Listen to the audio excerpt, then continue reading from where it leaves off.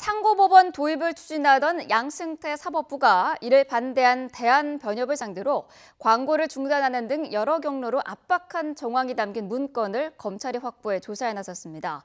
피해자로 검찰 조사를 받은 하창우 전 대한변협 회장은 문건을 보니 그동안의 의심이 사실이었다는 걸 알게 돼 충격을 받았다고 밝혔습니다. 취재기자 연결하겠습니다. 양희력 기자.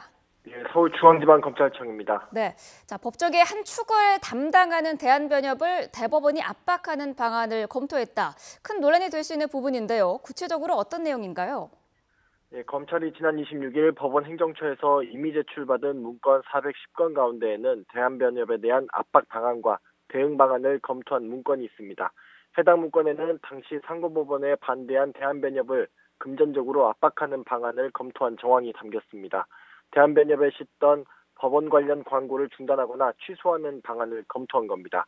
문건에는 또 국선전담 변호사의 비중을 늘려 사선 변호사의 수임을 줄이거나 변호사에 대한 인사평가 도입 가능성을 언급하며 상고법원에 반대하지 못하도록 유도한다는 내용도 포함됐습니다.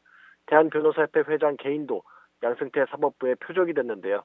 검찰은 법원 행정처가 하창우 전 대한변협 회장의 변호사 수임 내역을 국세청에 제공하는 방안까지 검토한 것으로 파악했습니다.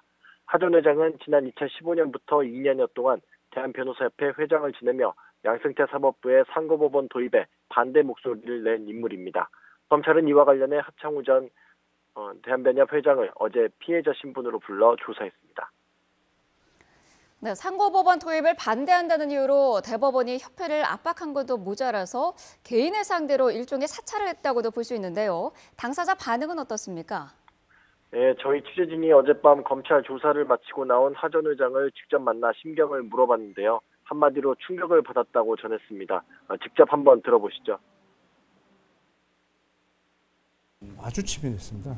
아주 개인의 신상에 관한 것부터 대한변협의 정책은 물론이고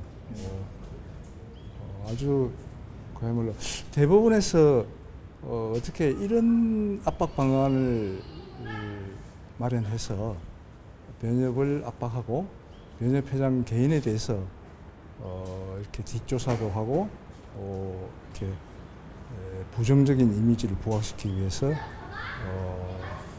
실행을 했나, 그런 것에는 정말 놀랐습니다. 또 하 전 회장은 문건에 들어있는 내용 가운데에는 상당수가 실제로 시행됐다고도 밝혔습니다. 특히 자신이 회장이 되고 나서는 압박 횟수도 늘어나고 압박 강도도 세졌다고 주장했습니다. 또 한번 들어보시죠. 법의 지배를 위한 변호사대를 매년 대한변협이 8월에 시행하고 있는데 거기에 대법원장이 불참한다. 그리고 변협과의 간담회 또 시행하지 않는다. 그런 내용도 들어있었고 그것이 실제로 시행이 됐기 때문에 굉장히 의심을 많이 했는데 오늘 문건을 보니까 그것이 사실이었구나.